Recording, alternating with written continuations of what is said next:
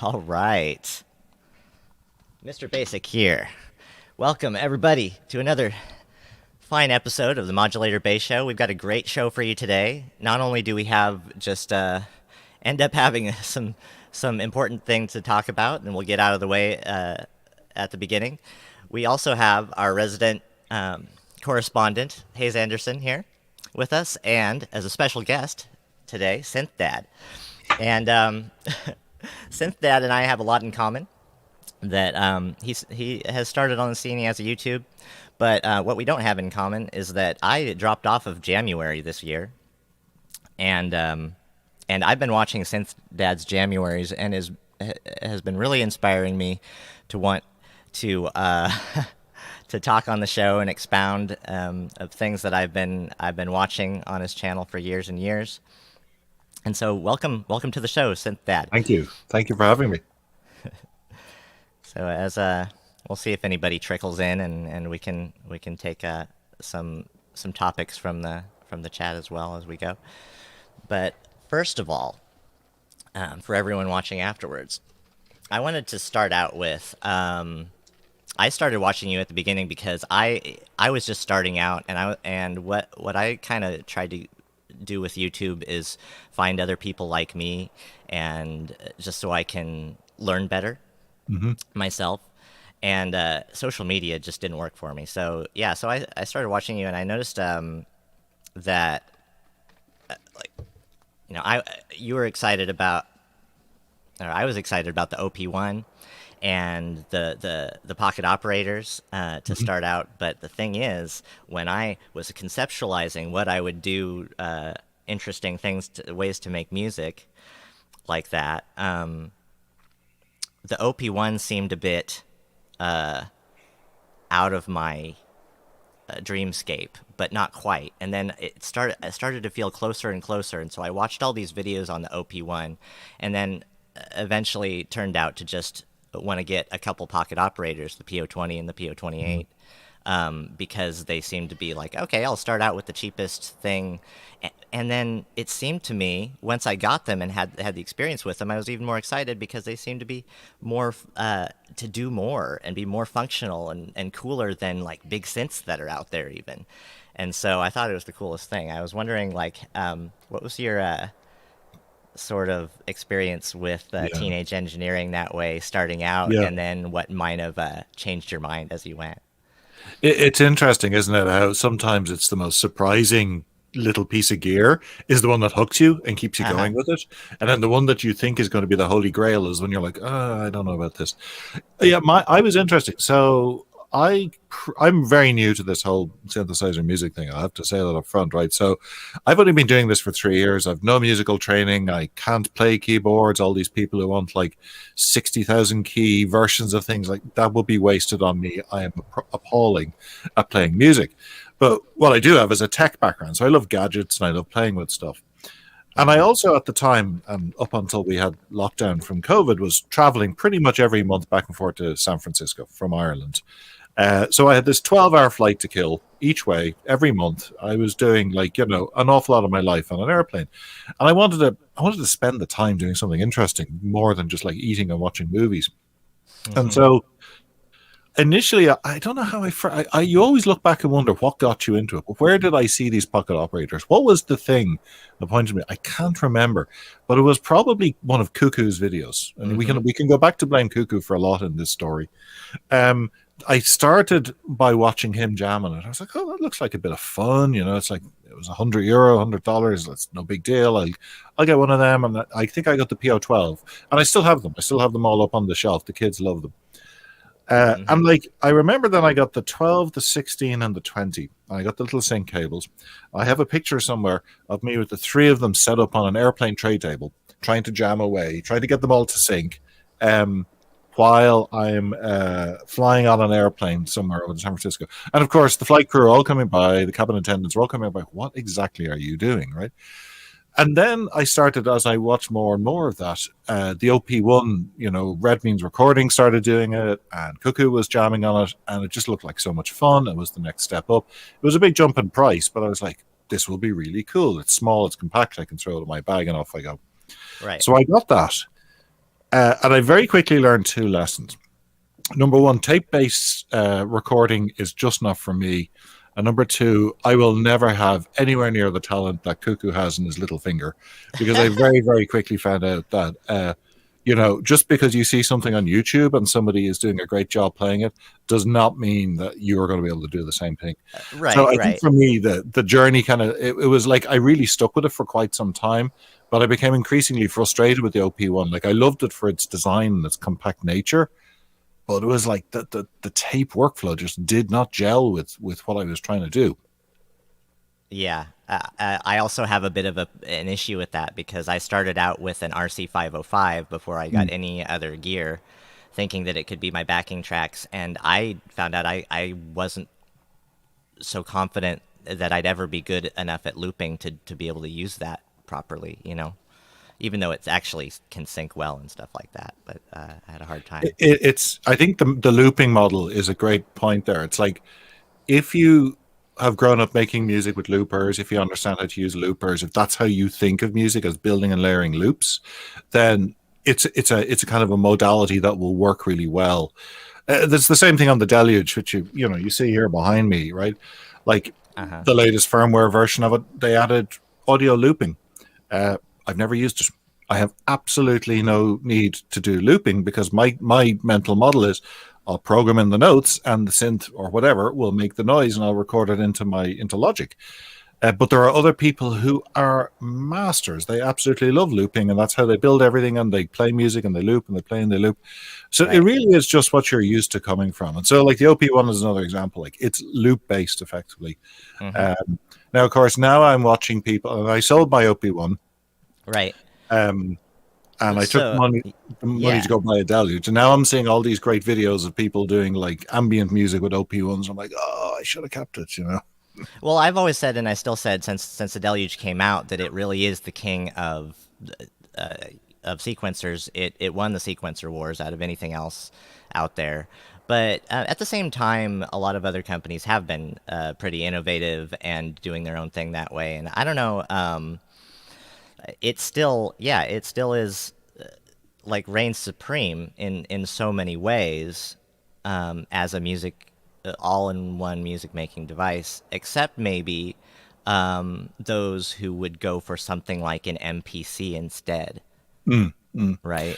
I think it's like there's kind of two different conceptual models. Like the Deluge is your classic, sample-based groove box where everything is a WAV file. It's very, very kind of a straightforward model. I've had mine for about 2 years, and it's amazing to see how it's evolved from the 1.x firmware it came with to the 3.x firmware it has now, 3.1 I think it's on.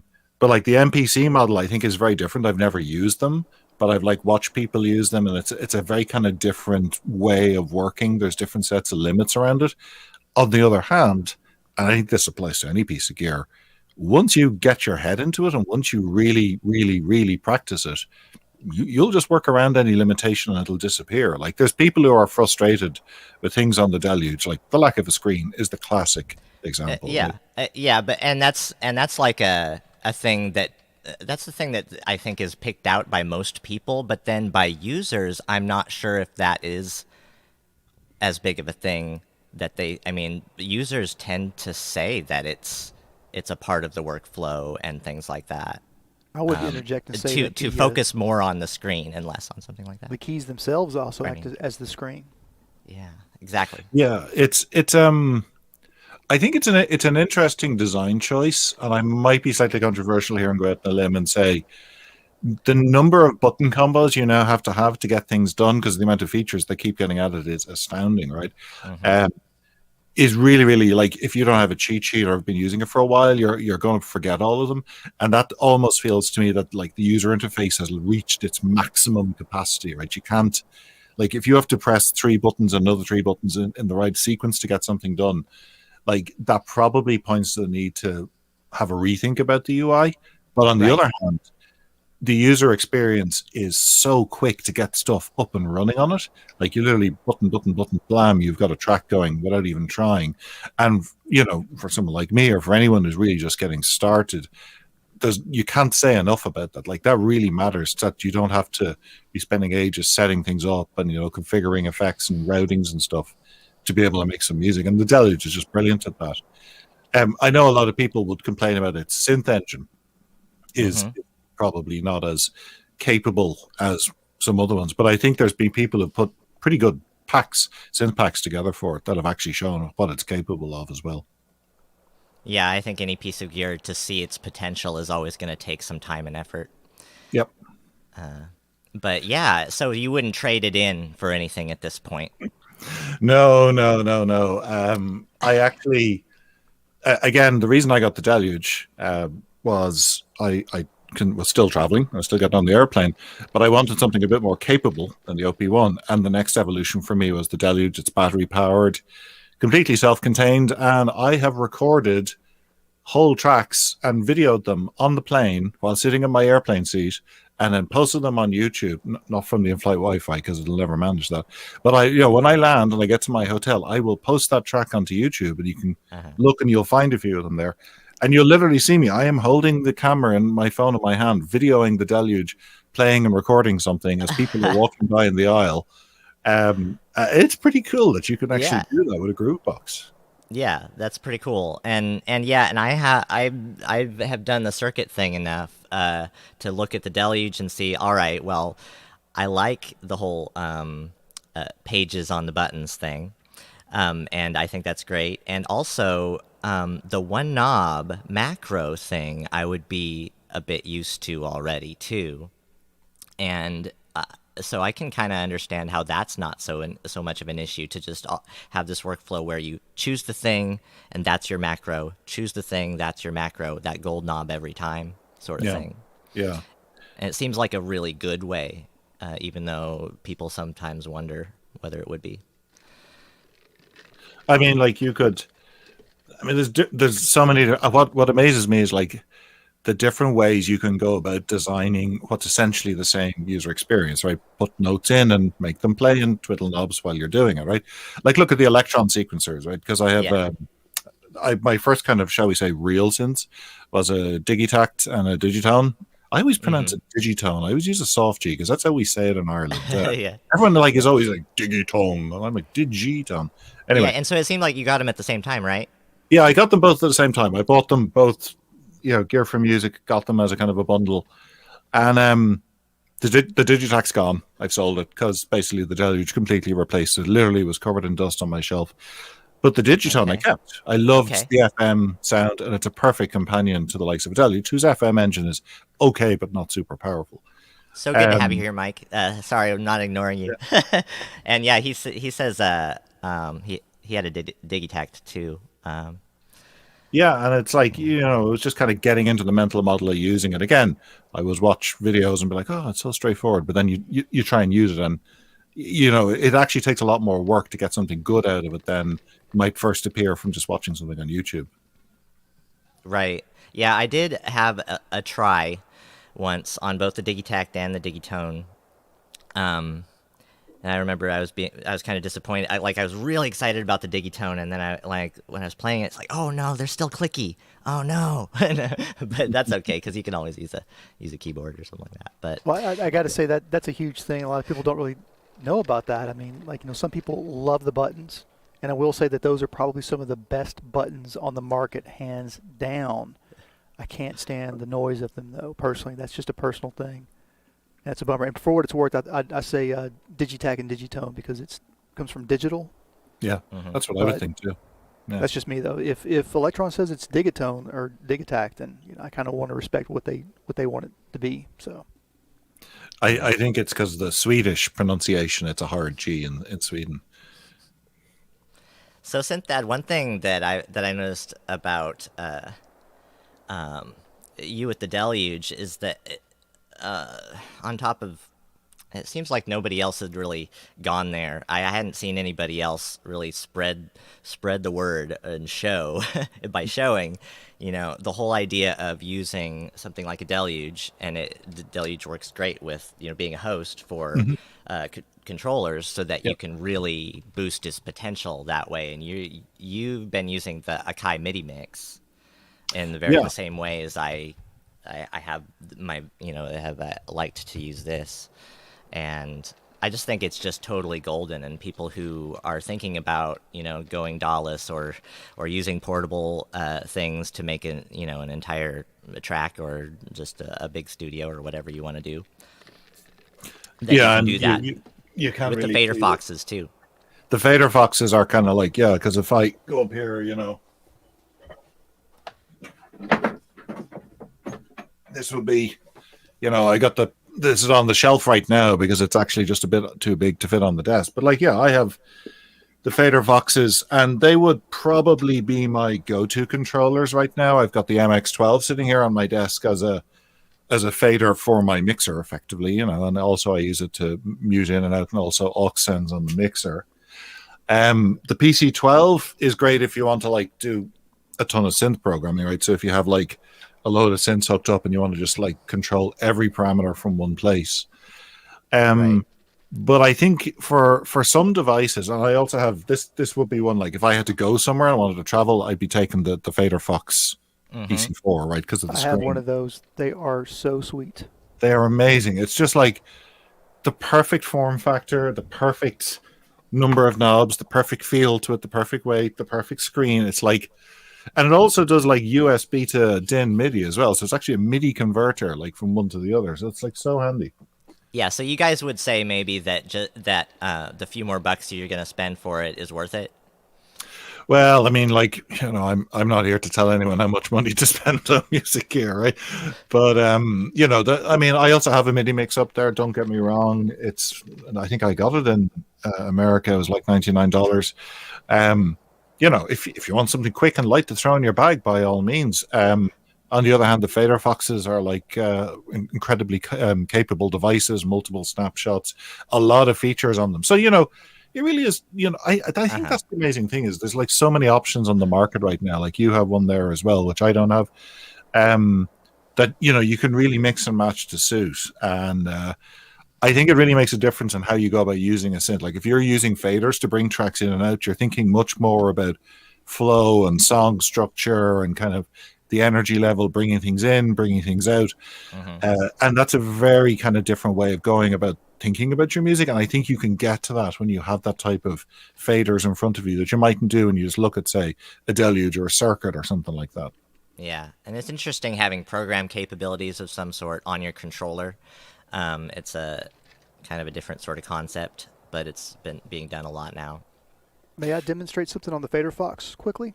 Yeah. Sure. Just to show you why I'm using the Fader Fox. Behind me over here are a lot of my Roland boutiques way out of arm's reach, and I hope that this is going to work. But I can use, you can't really see what I'm doing here, but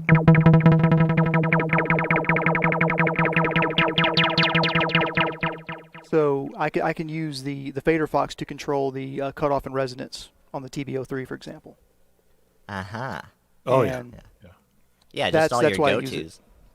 Yeah, I mean, I can do that with the sequencer that I currently have with the Pyramid, but the Fader Fox gives you 16, and you can do a whole lot more.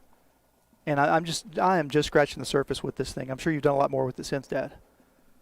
Well, one of the things I've actually found it very useful for is this little guy here. I don't know. You've probably seen me do a few videos with it. It's a Midi Hub. It's it's a MIDI USB to MIDI converter, but it's programmable, so you can actually build pipelines inside it. The idea being you get 4 DIN MIDI in, 4 DIN MIDI out, but you have 4 virtual USB channels up there. And you program it with a GUI, and you can create these generative patches that it manipulates MIDI. So it's creating MIDI notes, it's echoing them, it's dispatching them. And I've done a good bit with the Digitone and that and a couple of other things.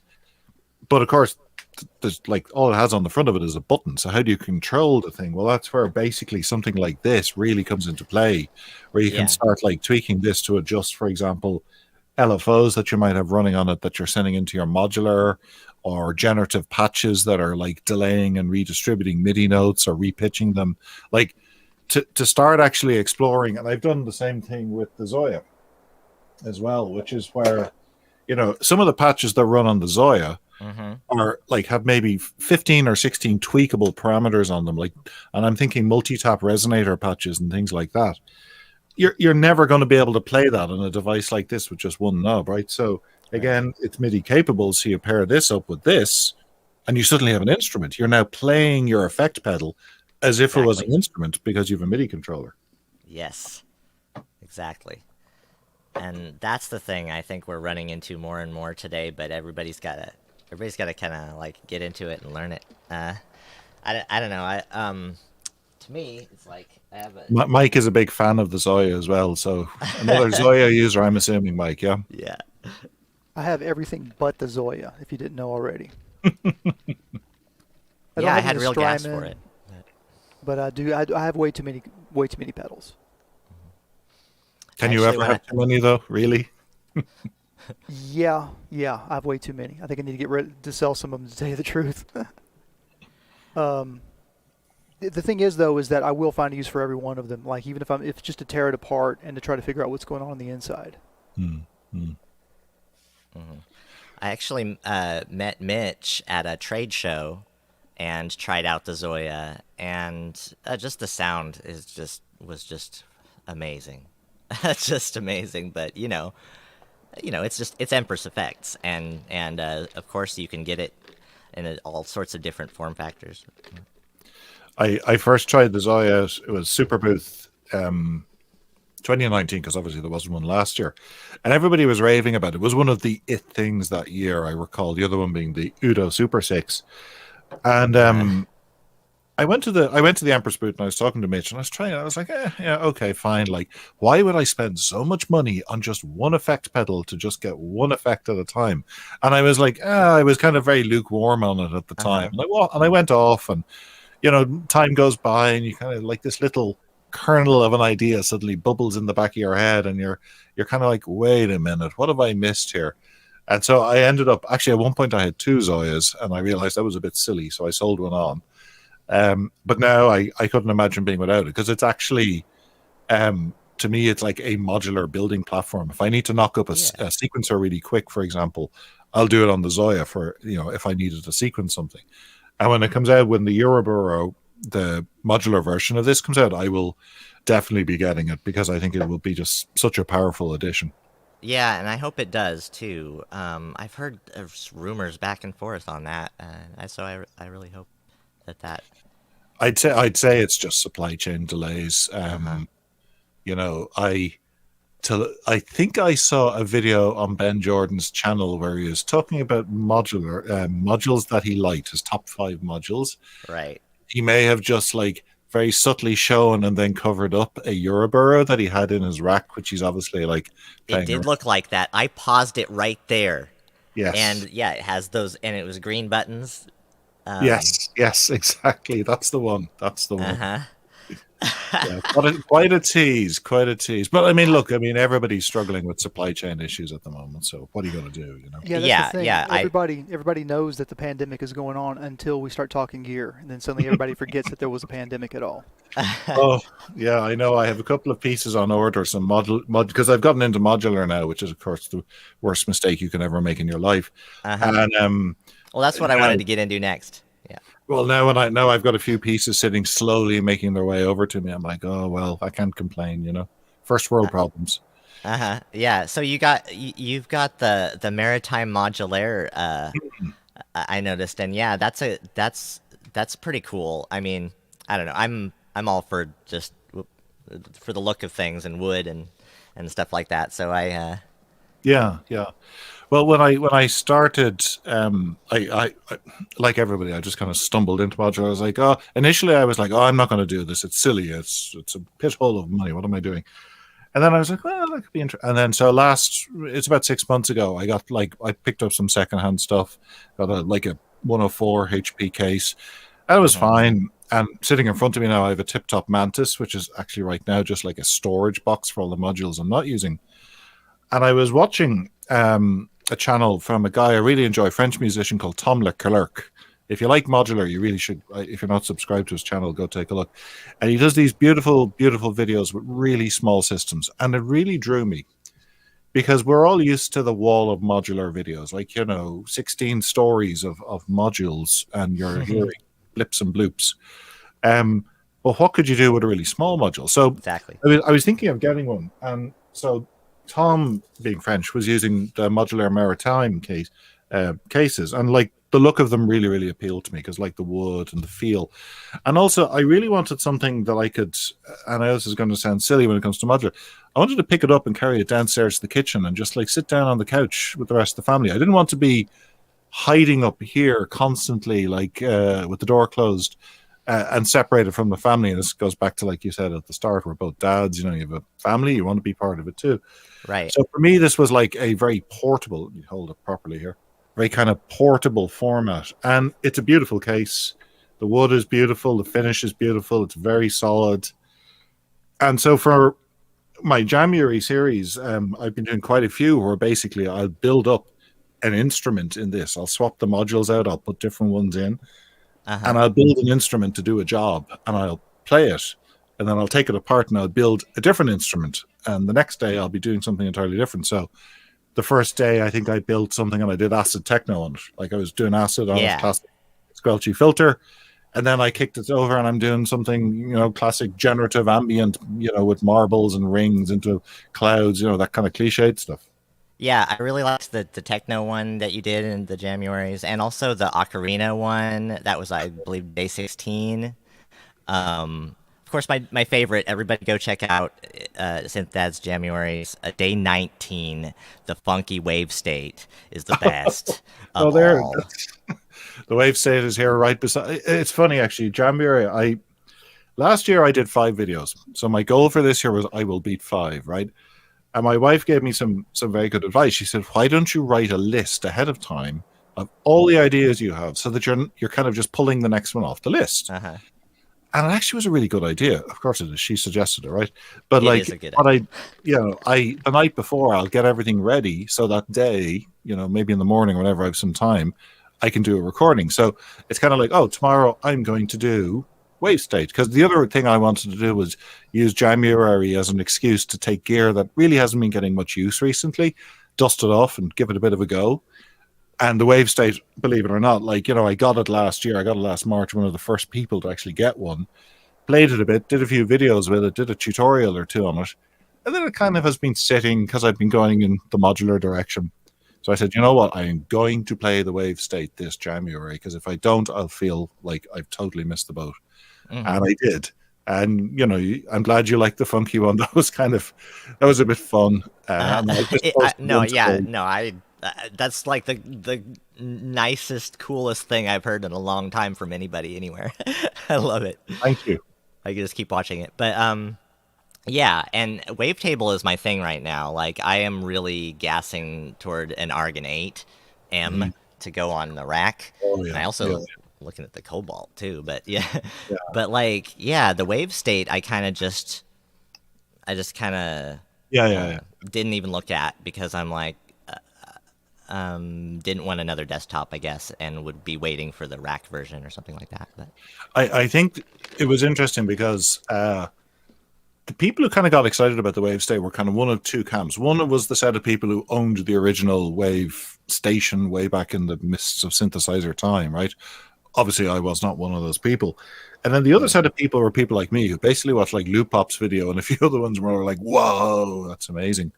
And my rule of thumb for buying any piece of gear or any module is, what does it add to my sonic palette? That sounds a little bit grandiose, but what is it adding? Like, a painter uses paint.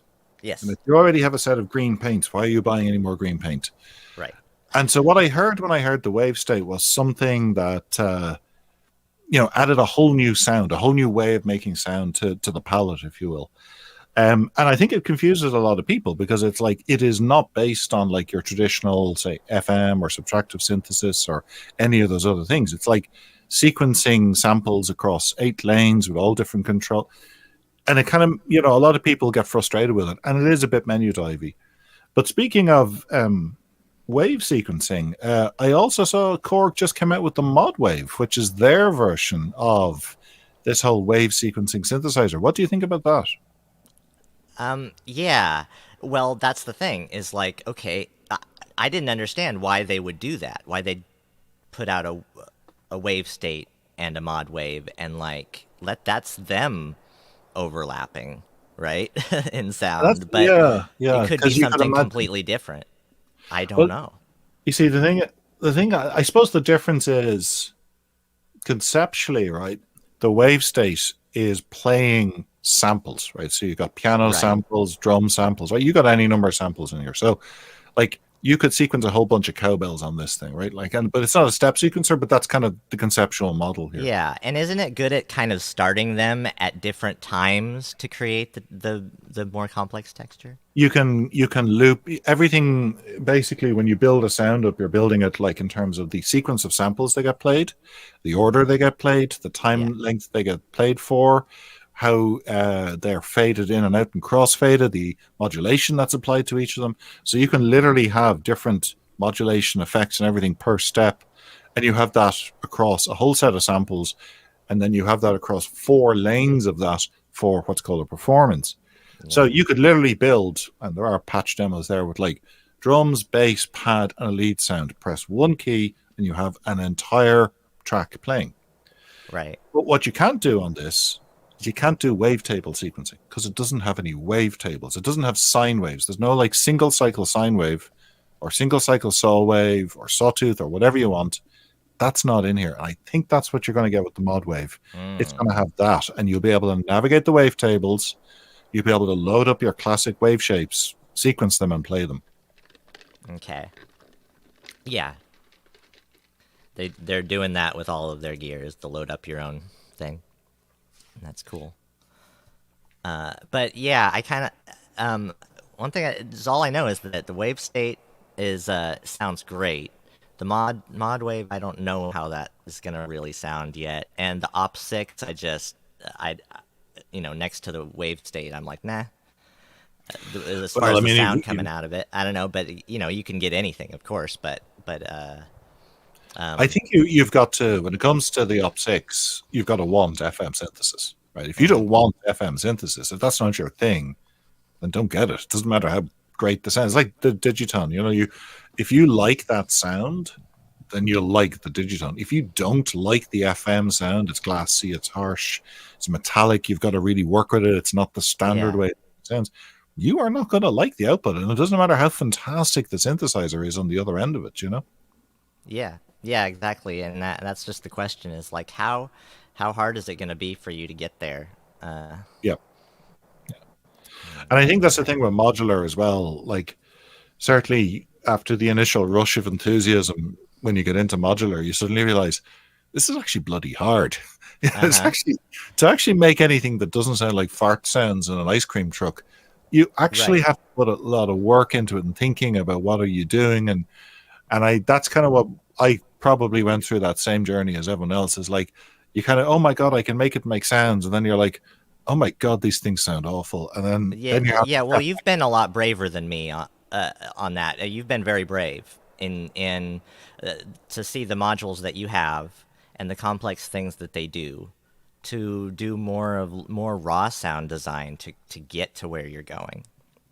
And yeah, I haven't delved so much into that, but I just I can sit there and play with a mutable instrument plats, and it doesn't feel like that to me as much as a lot of the things that you're doing that you're showing, like getting to your techno, the folding your bass, and I know it seems like you've got panning going on too. Uh, Yeah, so where is let's one of the modules I'm really enjoying is this little. If we're going to talk about modular, we're going to show mhm. modules, right? So, like packing into 6 HP is this, the FX8 from Happy Nerding, right? Like Uh-huh. the amount of effects and stereo spread and the quality of the effects out of something that small that you can pop into. That's like my criteria, right? When you have a small case, your effects or your modules, you want bang for your buck, right? So you don't want to stick a huge module in that's really only going to give you one or two things. Right. So like Yeah.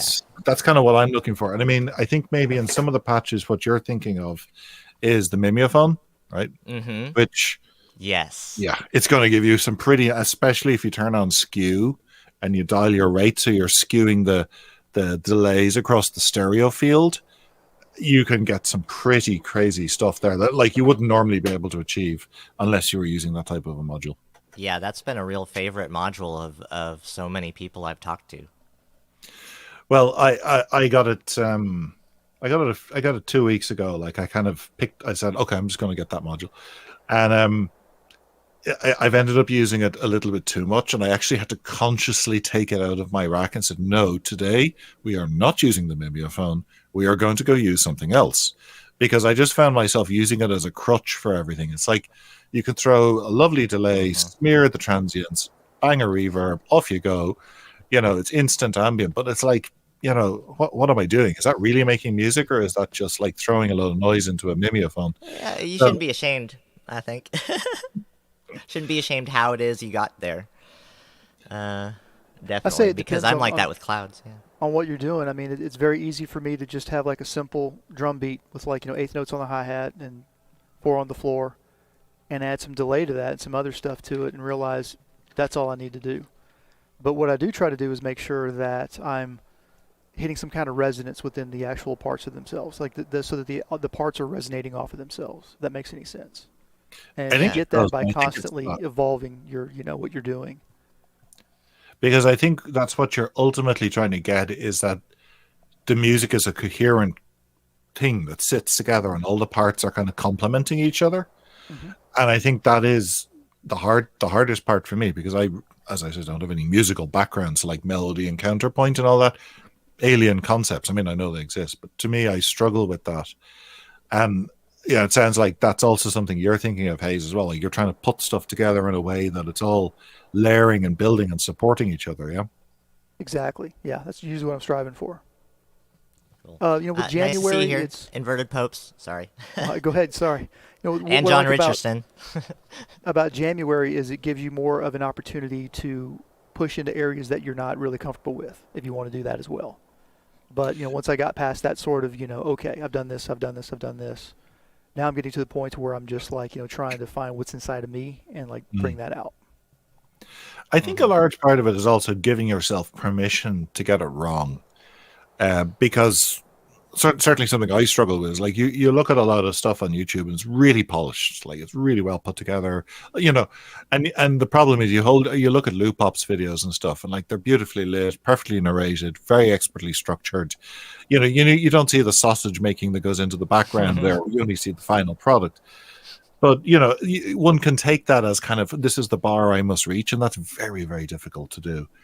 And so, like, that can be a real impediment to actually just being creative and shipping work. If you want to get better at something, just keep doing it, shipping it, and moving on.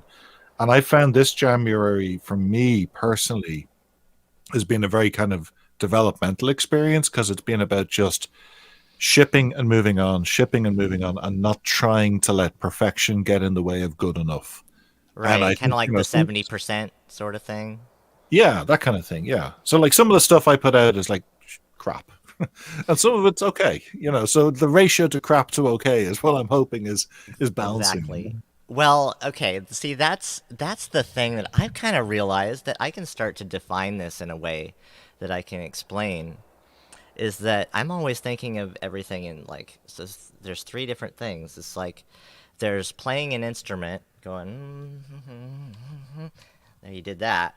Okay, or there's making a track, mixing, mastering, putting it out. You made a song, and the middle way, I want to call performance mixing. It's performance mixing, and everybody kind of can maybe know what that is already, but maybe not everybody. But like, it's really what I just feel like doing most of the time, because if you're one person and you got a lot of instruments, that's what we're doing, right? And I like to, and what it is, it's arrangement, it's live arrangement and live composing, because what you're doing is not necessarily playing. You can play a part. I don't think that's the important part. I think in performance mixing, it's cool to be the one who decides this is where the song's going now, all the time. And you are doing that so expertly in your Januaries, showing off that you have that perception. You really can perceive those little details of when to bring things in and out. Sometimes, not always. Sometimes. Thank Of you. course, You're this is very kind to subjective. say that. Because honestly, I kind of look at myself as like a clumsy elephant, stumbling around with like mittens on my hands, trying to make the thing work sometimes. But I think what I've tried to do is like try and make something that I want to listen to. That's kind of the root of it all. Like, would I be happy listening to it? And in some of the videos I put out, some tracks I do, I've done it in one take and it's posted, and I've done, and I move on, and that's it. Day's done. Today, for example, was an example of that. First take I was like, that's beautiful. I love it. I'm going to post it. Yesterday, I think I was up to take 5. And I was like, okay, this is silly. Like, I'm not meant to be doing this. I'm not meant to be doing 5 takes. I'm meant to just like do something and post it and move on. So I stopped myself and I just picked one of them at random that sounded roughly okay and just went with it. I think it was a third out of 5 takes. And I posted that one instead. Because, like, it's easy to fall into that trap of perfection of like, oh, if I just brought the drums in and if I just bounced it. But then you'll end up like you're going to take a month just to put one video out, Yeah, and that's what I've found is just that like even the fifth take, I start losing patience. And I think that's inevitable, right? Because creativity and being creative and putting yourself out there, it's a draining task, right? You are expending a lot of energy to kind of make this happen, and there's only so much of that we have in the tank, especially for those of us. I think we're the same. Like, you've got a family, you've got commitments, so you're trying to squeeze this in the evening, maybe, and you've just had a long day at work, and you've dealt with stuff at home, and now you're trying to suddenly switch on and be a creative person, and it's like maybe 10 o'clock at night, and it's so for you, is it like losing sleep? Whenever it's worth it, sort of thing, or do you actually have times where you feel like you're okay to go off and do your thing? What well, naturally everyone's working from home, right? So I'm working from home, so like that kind of makes things easier in some regard. And I think it's also important is to know your energy levels. Like, everyone's different. I'm an early person. I wake up earlier. I've always woken up earlier. It's just how I am. My wife stays up later, for example. She's more of a night owl. So, like, for me, waking up early and getting something down first thing kind of is when my creativity's best. And I'm already like, I've won the day already. It doesn't matter what else happens today. I got that take and I posted, something like that. And I think a lot of it also is, and I've really learned this month, and you read it, but you don't really internalize it, is having a system. Like, professionals have a system. The reason they're pros and they can pump out stuff is not because they're necessarily better than you. It's that they've eliminated all the obstacles and they've put a system and a structure together. So now after doing 21 January tracks, you better believe I have a system. I've got the level set, I got the mic set, I got the camera. Everything is like click, go, done. I have the template for all of the various posts on Reddit and Facebook and Instagram and YouTube. The hashtags are ready to go. The look is there, the icons, and like, it's a system, right? You know exactly what's going to happen next. And that actually is all about eliminating friction, because it's the friction that slows us down as creative people. I think we're wiring your gear, we're fighting with your MIDI controller, or trying to get your gain staging set up. If you're doing that, you're not making music, and you're expending that creative energy on something that really isn't getting you somewhere. So for me, this has been all about kind of getting a system in place, getting everything locked, and then not touching it for the month of January, effectively. Yeah. And I don't know, people out there might be going like, all right, well, that's cool, but how do you get that organized? But you mentioned writing things down, and I believe that is just golden. It's just golden, because especially when we're getting older, Well, what I found everything. Is, I obviously on the computer, so I use Evernote. It's just how I keep notes on things. So what I'll use is I'll have an Evernote template for each video I do. I use Adobe Spark to make the thumbnails. I mean, some people use Canva. I tried that as well. But I've got a pretty fixed thumbnail set up now, and I'm just going to reuse it. And I know how I'm going to set the lighting. I've got ironically, my cameras are mounted on a shower rail that you would mount a shower curtain on. And this here is where I have my other camera, is a dog grooming stand, right? So you don't need to spend a lot of money here. That was a dog grooming stand that you would use to groom a dog. And it's perfect for mounting cameras and lights on a budget, right? So like getting all that set up and ready to go, and then just kind of writing down what you're going to do the night before, getting all the gear laid out so you're good to go. Yeah, you're half the battle won there already. Right, right. I also kind of wanted to ask, just because this is part of my experience, is have you felt more motivated after having children to do your thing than before? It's a different kind of motivation because I think you realize how precious time is, right? Ask any parent, and they very quickly tell you what's the most important thing is time. I'm lucky my kids are older. My youngest is 12 now. My eldest is 19. So, like, for us, they're probably all still up downstairs playing Fortnite or something. Like, I feel very bad for people who are trying to work through all of this with also, like, toddlers at home. Like, I remember that stage of their life, and it was very demanding. And I think a large part of it is just giving yourself permission to be you for a while. And I think that's something as parents that we kind of get so wrapped up into our kids and our kids' lives, especially when they're younger and they're so demanding, that you forget that you're also, you know, you've got an identity, you've got creative outlets, you've got things in your head and all that you want to do and be. And you kind of got to prioritize that every now and then, because otherwise you'll just become constantly on a treadmill, working and taking care of kids, and you'll have no satisfaction in life. And certainly as I've gotten older, you know, a couple of things have happened. First of all, I've had more time because the kids do their own thing, basically. Second of all, you know, financially, life becomes a little bit more stable and you're able to afford the gear. And you also become a little bit more self-aware, and you're like a little bit more aware of like, hang on, it's okay for me to do this. Like initially I felt very silly putting YouTube videos out. Very, very silly. You know, I shouldn't be doing this. Like middle-aged men shouldn't, you know, I know it sounds ridiculous, but you shouldn't be doing this. That's for 20-year-olds. That's what they do, right? Yeah, YouTube's for kids. Come on. Well, the funny thing is, and you laugh at this, but my social media manager is my 12-year-old son, and he's the one who came up with the name SynthDad. Yeah, that's cool. That's cool. I just want to be prepared enough when my daughter gets old enough to inevitably be a part of all of it. You know, it's a scare for me right now, but that's why. How old that's is what she? motivates How old me is she now? How old are your kids She's now? 5 right now. That's a lovely age, though. That is a lovely, fun age. Yeah, it is. I'm this. You know, you can get them involved, right? Get them playing. You know, get them hitting some keys, and kids will just go with it.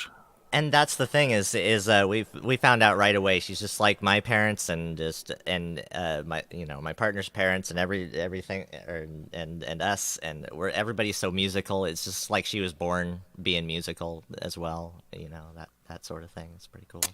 It's funny how kids kind of normalize things, you know. In my past life before I was SynthDad, I built Lego. When I say I built Lego, I built Lego to such a degree that Lego would fly me around the world to shows to exhibit the Lego that I was building, because I was building like big robotic things. I actually built a Lego step sequencer that you could build beats on like a Lego plate, and it would scan them using an OCR and send the notes over MIDI to Ableton and actually play. Like, so it was actually, and I built 3 of these huge things, and we took them to a show in Kuala Lumpur in Malaysia. And kids could actually come and build their beats, and they all fed it and scanned it, and I had speakers and everything set up, right? So like I had serious amounts of Lego here. And so like my kids grew up with just like, you know, daddy's Lego and their Lego. And you never touch daddy's Lego because, you know, but to them it's completely normal that your dad gets like huge shipping boxes of Lego from like the Lego company. And like doesn't, you know, like kids are, and so they look at synthesizers like, well, it's completely normal. My dad has a wall full of synthesizers. Doesn't everybody's dad, you know, like kids will adapt very quickly to it. Yeah, this is like Lego. Sure thing. But yeah, that's cool. I don't know what we got about We got a little bit of time left. I wanted to just mention, we can talk about it as much as is natural for us to talk about it as much as we want, or as little as we want, because there's so much to say about the subject. But I just felt like it's important to bring up that just this week, another person, Ranzi is his name on YouTube, and you should go check out his page. And I didn't put it in the description, but if you want to know more about it, I would go check out his Ranzee on YouTube. And he just got hit on one of his videos where he was right then and there working on his synthesizer, turning the knob, and that you could see it. He got 2 strikes while doing that for his filter sweep and another sound. And they said it was the Chemical Brothers by Sony owns it, and then another one, it was by someone else, and Sony also owns it. And this has just been happening a lot in the last couple years that I've noticed, to just people in our little community, I've noticed, and who knows how many more. And so it's something to just really be aware of. How I just feel like is our copyrights and copyright laws are being taken advantage of in a different way in this day and age than they used to be, for sure. So especially right now. Go ahead. It's interesting because I'm actually going to say something that might come across as slightly controversial, because I can see both sides to this, right? Mm-hmm. If you're a copyright holder, if you've gone to the trouble of creating a piece of art, you own the copyright, you want to protect that copyright. So, classically, if somebody was to sell bootleg copies, you go after them. But of course, now we have these massively scaled platforms with billions and billions of pieces of content. So how do you sift through that to find, is anyone stealing your song? So, right. Of course, the solution is you build some sort of artificial system, some heuristic-based system. And at best, they can probabilistically tell you whether or not something matches. There's no absolute, right? They will tell you this is more than likely, and there's some threshold somewhere. And the problem is you get false positives and false negatives. And so you're optimizing these two things, right? And so what YouTube is doing, of course, is optimizing for the copyright holder. They'd rather get the strike in place and then let you negotiate it afterwards than miss something and potentially be in trouble with somebody with much bigger pockets, right? The original copyright holder. Right. But of course, when you've got billions and billions of pieces of content being uploaded, you're always, no matter how well you've tuned it, you're always going to have false positives. So that brings us to the next piece, which is the redress mechanism. Okay, so I've got a fake copyright strike. Now, we wouldn't be talking about this if Ranzi was able to hit a button and within an hour he had his content back, but he didn't. There's a big, long, drawn out process that is so much hassle for the likes of you and me, small people making content, that some of us would even give up, right? And I think that's where we have this imbalance of power between us just trying to make content and put it out. And sometimes the system gets it wrong, and sometimes it calls it. But if you could click a button and have it fixed and resolved in minutes or an hour, we probably, it'd be an inconvenience, but we could get on with life. As against, some people are saying it can take months to get resolved, which is just not fair. Right, but in whose interest would it be to improve this? Because the thing is, they are sifting, pennies by the millions or whatnot from basically being able to take a 1 or 2 second snippet of something that sounds like something else, and always just be literally making money. Why would they stop?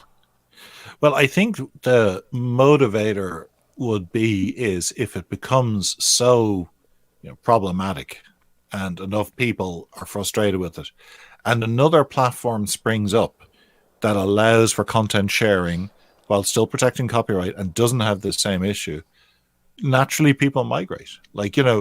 We tend to, these companies, YouTube is a great example, Google, Facebook, they're so monolithically enormous, but there's always the next thing. Look at TikTok, there's always the next thing coming along.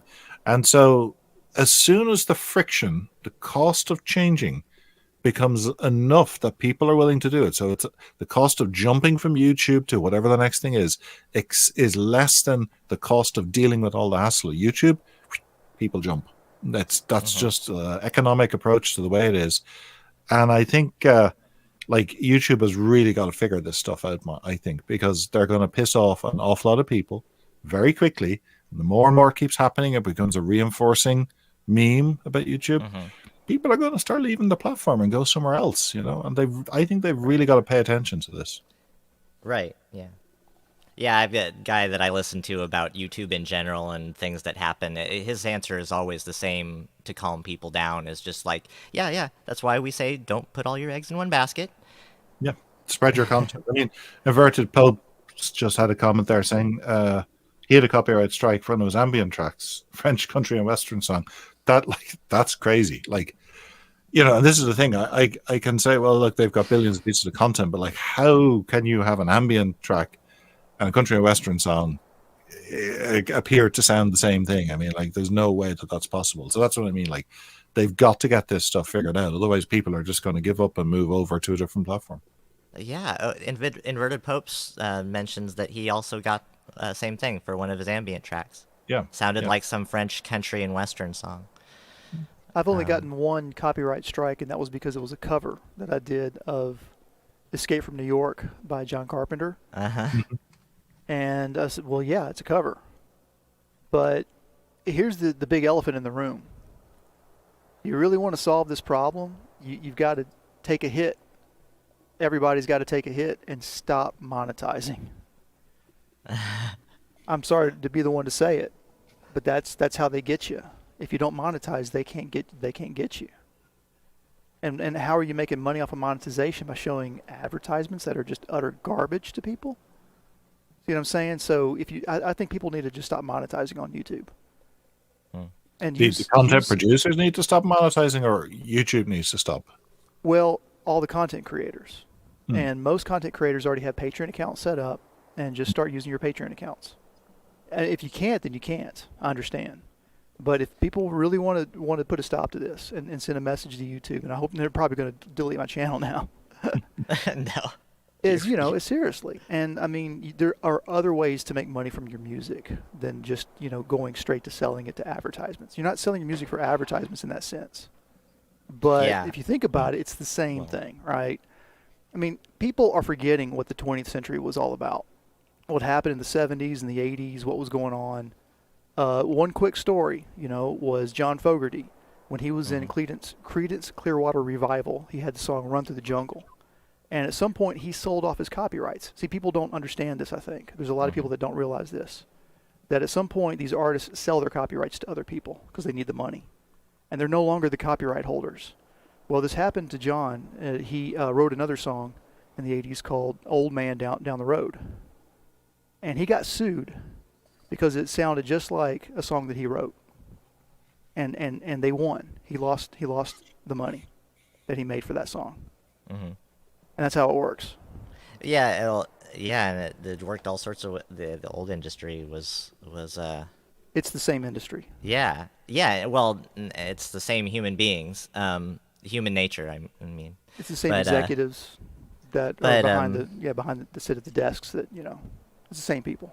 My sort of answer to it, music wise, in things that are music that I put on YouTube or whatever, is to start registering songs. And so I put things into Bandcamp, and I use DistroKid personally, but and that is kind of just to stave off any kind of possibility that things like that might happen to me. But if it's happening for sound design, like people who are just twiddling around with something that's they're trying to come up with a sound and they're getting copyright strikes, that's like different. Like, what do you do about that? Well, exactly. And I think a lot of the result why that's happening is because of the pandemic, because a lot of artists are not currently performing, and there's not a whole lot that's going on in the studios, etc. It trickles all the way to the audiovisual industry itself, the corporate side of things. And these people are like, where's our revenue coming in from? And they're pushing, they're squeezing. They're trying to squeeze blood out of turnips right now is what they're doing. Yeah, that is a good way of putting it. Yeah, that is a good way. I'm trying to get on Twitch turnips, right now. Leave us Twitch alone. Twitch is very interesting that way, too. But I think it will pass. I think it's going to have a huge backlash against the people that are doing this. It's kind of tough though. You know what I'm saying? Like people, on the whole, are just becoming more and more. Oh yeah, we'll just put up with it, I guess. And that's not a good thing. That's never a good thing. Yeah, and this kind of it seems to be in a transitional stage technology-wise and everything that we just need to keep on paying attention at least. I agree, and definitely, like you said, definitely register the copyrights for your own songs. You know, there's all kinds of ways to do that. You can just like print it out the MIDI and then like stick that in an envelope and mail it to yourself. Yeah. The way I look at it though is that for the most part, I mean, I never really cared about it until now, to tell you the truth, because I figured that if something happened and something that I had got stolen, well, that was just a clue that I was on the right path. Mm-hmm. Now, there's a couple ways you look at it. I mean, don't want to bring up bad names, but Thomas Edison, when he said inspiration is it's 1% and it's 99% perspiration. I mean, it takes a lot of hard work. I mean, writing the songs are easy for the most part. Getting it marketed, getting it published first, then getting it marketed, getting it shipped out, getting it, so forth, finding somebody to take it on. It's a lot of hard work. I'm from Nashville, where a lot of that kind of stuff happens. A lot of hustling and bustling and that kind of stuff. So I've never really cared about like, somebody steals one of my songs and it becomes a big hit and I'm like, hey, I'm gonna have to go after those people and sue them or something. I figured, well, if I went after them and it didn't work, I was on the right path. I'll just write more songs. Mm-hmm. What's happening now though, like you said, just for even sound design, yeah, I don't know what else to say apart from like, Yeah, a little sound that sounds like something else. The more people there are on the earth, right? Trying, just making music like we always have. The fact that it's all getting recorded means that there's just going to be exponentially more and more and more things that sound exactly like each other that a robot could potentially say, well, that's the same as that, and it would have to go forever. In the future, it'll have to pick up 50 different things that it thinks are the same. And if it's going to say, well, then you can't, and there's some kind of take it down or give the original first person who ever did it the money for it, then it's going to be a problem. I would say that the people who are getting dinged for things like ambient and sound design, if they need to go after the people that are trying to take their money hard or trying to take their property. They need to go after them hard because that's illegal. I can tell you right now, that's out of the jurisdiction of copyright claim itself. You have to have an actual melody that has to have a certain length. It has to shift in a certain way. Filter sweeps, are you kidding me? That is totally criminal, what these people are doing. And I think that they can be countersued, honestly. Now, of course, the problem is how you're going to raise the money and find a lawyer to countersue them. Class action lawsuit, baby. I hope that, let's get some litigation into this thing. There need to be some really kind angels out there in the law field who will take on a class action lawsuit. Yeah, and this one with Ramsey, it just seemed really straightforward. Like Sony is saying, is pretty much going like, all right, we're gonna like try to keep promoting our old artists like the Chemical Brothers, who I love. Me too. By not letting anyone sound like that. But I mean, let's face it, the Chemical Brothers get hardly any money. All these artists hardly get any money from the record labels until they've hit a certain status. How they get their money is from touring and merchandise, which is not happening right now. The merchandise can still be going on, of course. And that's what I'm realizing about Twitch. I see both sides of this too. Like you say, SynthDad. I'm trying to kind of be hard hitting and stuff, but I do understand the corporate side of this is that they can do what they can do, and they do what they do in the framework of how they do it, and you learn the rules, and you can actually and these are places where you can actually influence. You can influence people. These are just people. Everyone's just people. So I think you made an excellent point earlier, which was don't have all your eggs in one basket, and I think that's actually one of the things that I've kind of picked up through various courses is like, where is your content living, right? You mentioned Bandcamp and there's others, right? It's DistroKid to get stuff on Spotify, great. But like, do you have your own blog? Are you posting your content there? Like, where are you owning it? So, because at any point in time, at any moment, any one of us could have any one of our accounts shut down. Facebook, right. Your Twitch account, your whatever. And what would happen? Like, and this, you see this with influencers on Instagram, right? These big influencers, and they do something stupid and their account is frozen or shut down. And of course, we can think of someone rather famous who just had their Twitter account taken away. And like it freezes you out of a thing that has become your entire lifeline. So you need to actually spread yourself across multiple platforms. And that does take more time, but it also gives you more resilience and more robustness in the event of like something like this happening. And, you know, it's sad to say, but it probably the longer you're on the platform putting content out, the more likely it is to happen at some point. Like, touch wood, it hasn't happened to me, but it could happen tomorrow. It could happen right now, for all I know, to me. So, you know, like you've said, you need to kind of spread your content across multiple platforms. And the ones that work best, the ones that actually are like friendliest to the artist, are the ones we'll all migrate to in the end of the day. Mm-hmm. Yeah, my favorite mentor preaches that to have your own website and domain, and that's why I have, is because it feels so much better. You know, it's kind of like a breath of fresh air. It's like, yeah, okay, no matter what happens to these platforms, 10 years from now, that's going to be my website. My email address, my wife and I registered the domain before we got married, so it's like over 20 years old we've had that website. So that kind of shows you what has come and gone in those 20 years, but we still have the same email and we still have the same website. So, you know, I think it really is. I mean, it takes a bit of work. You have to put a bit of forethought into it. But with a little, you will probably look back and thank yourself in 10 years' time or whenever, when you have that up and running with good content. And also when you look at it, just to talk about Google for a second, when it comes to being discovered, you know, being found from an SEO perspective, having a blog and updating it regularly and putting good content on it is like gold for SEO optimization. So if you want to like be the top of the Google ranking for ambient artists in XYZ, you know, there are tricks, and these are one of the things you have to do. Yeah, a real easy way to do that, if you don't mind, is just start WordPress. If you can get WordPress installed, then you can use the plugins that they use, and they have SEO plugins that you can just install, and they will just keep them updated.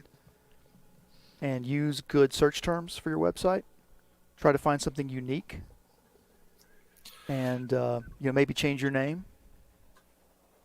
And we talked about this earlier on Patreon, and you know, a lot of, if you look at the big, I don't have a Patreon, and I don't know if I ever will, and I don't monetize my channel. I don't know if I ever will, because I'm not doing this for money. I don't want to be paid for doing these videos, right? I already have a job. Yeah. But like a lot of people who use Patreon, like they're generating some income to support the habit as well from that. But they're curating their own audience. They're creating email lists. You subscribe, you get Loopop's newsletter, you get updates from Cuckoo, you get this, you get that. Bo Beats is another great example. He puts stuff out, you get it on email. So like, you are building your relationship one-to-one with your audience members with nobody intermediary, no YouTube, no platform between you and the ultimate consumer. That is pure win from an artist's point of view, because you own the conversation and you own the relationship, and nobody will ever take that away. So a mailing list with 1,000 real fans that you've built over the years from your website, along with other content, is worth its weight in gold if you're an artist looking to monetize. A lot better than a YouTube video with 1,000 comments that troll you, that's for sure. Yeah. And it's because all that's so absolutely exciting. correct. You retain that control, which is awesome. Something I don't have right now at all. Yeah, I think technology is bringing in just a lot of that sort of grassroots, sort of like back to direct everything. Yeah, I hope so. Yeah, I don't know if you've ever read. There's a famous essay by Kevin Kelly of Wired magazine, the original editor of Wired magazine, and it's been reprinted and he's redone it a few times. But it's called 1,000 True Fans. And the thesis he had was, in the internet age. Now, he wrote this back in the 90s, before all of this was huge. Oh, I didn't know he wrote it that long ago. Oh, it's a long. The original version of this was a long time ago. And the idea was, if you have 1,000 true fans who will follow you, buy from you, buy the next thing you put out, put their money into your product, you can make a living. You can survive as a creative with 1,000 true fans. Now, plus or minus a certain percentage, obviously, and it depends what you're giving them. But if they buy your merch, if they buy your album, if they're always there, if they are the people you count on, like you might have 100,000 fans, but if you have 1,000 true fans, you can make a living. Mm-hmm. And that's a very interesting mental model because that changes how you think about audiences and distribution. You don't need to sell 10 million of something. You just need to sell to those 1,000 people, but you got to find them, curate them, keep them with you along the journey. And not all of us are going to be the kind of person to want to do that, to maintain something like that. You got to think about that. But if you want to, yeah, you're absolutely right. That is golden. Yeah. So I don't want to keep you any longer. It's late at night for you, not so much for me. But yeah, thank you so much for being on the show. Thank you. I really enjoyed it. It was a good chat, actually. I had a lot of fun. I'm happy to do it again if you ever want me around, and it was great meeting you both as well. Yeah, absolutely. I always love seeing and talking to people face to face who I've only ever typed to before. That's great. All right. Good meeting. Well, all right. It's definitely a pleasure speaking with you and learning some of your wisdom. Thank you. Sure. Oh, likewise. Nice, very nice to meet you because I've seen your name and a lot of stuff too, Haze, as well as you, Mr. Basic. So, putting a real human being to the name is a wonderful thing. Thanks. Awesome. All Thanks right. everybody in the chat for hanging out. Thank you. Bye. Bye-bye, everybody.